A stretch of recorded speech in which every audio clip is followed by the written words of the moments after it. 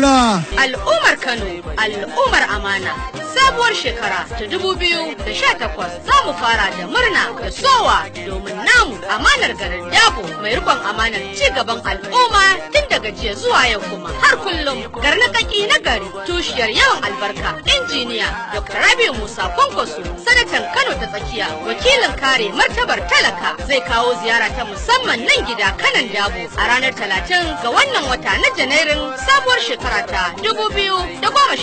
To ai dama ba sai an faɗa ba Kanawa kun fi kowa so da sanin mai sauki dan Musa kwararren injiniyan kishin al'ummar mu fitowar ku na dango babban bikin tarairaya da nuna karamci irin wanda sai Kanawa mutanen amana. Welcome, maraba, masha Allah, excellency kuma distinguished senator Dr. Rabiu Musa Kwankwaso.